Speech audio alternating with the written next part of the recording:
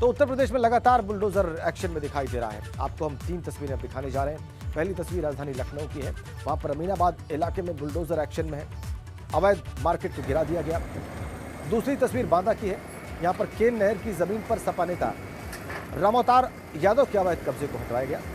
इसके साथ साथ तीसरी यानी कि आखिरी तस्वीर रामपुर से है।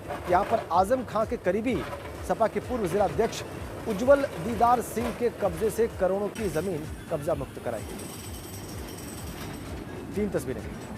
अवैध निर्माण को, अवैध कब्जे को मुक्त कराने के जो ये प्रयास हुए 3 तस्वीरों में आप देख सकते हैं।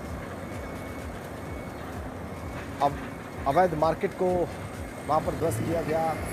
बांदा में बुलडोजर चला, रामपुर में बुलडोजर की कार्रवाई दिखाई दी। तो बुलडोजर एक्शन है।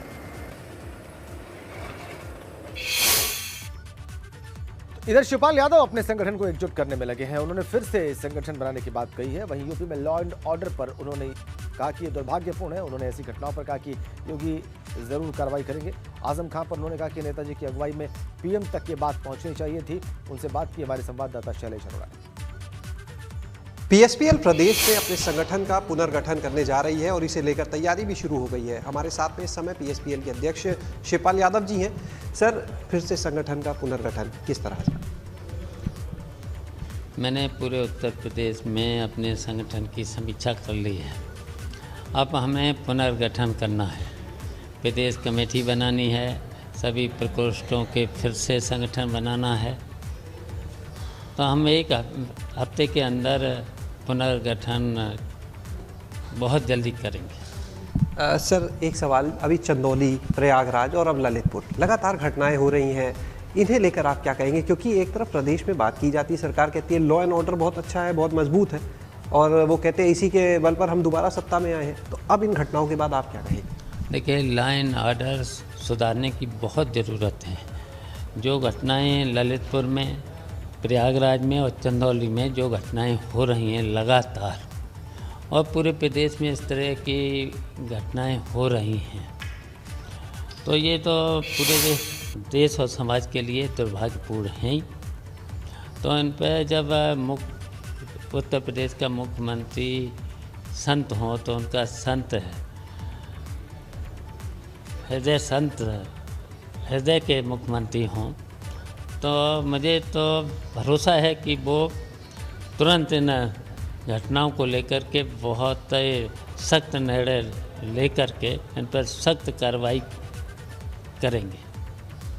आजम जी को लेकर एक सवाल ये ज़रूर करना चाहेंगे। आपने एक बार ये बात कही थी कि अगर नेताजी ने या सपा ने प्रयास किया होता, धरने पर बैठ जाते, तो प्रधानमंत्री जी उनकी बात ज़रूर सुनते, यानी वहाँ तक बात को पहुँचाना चाहिए था।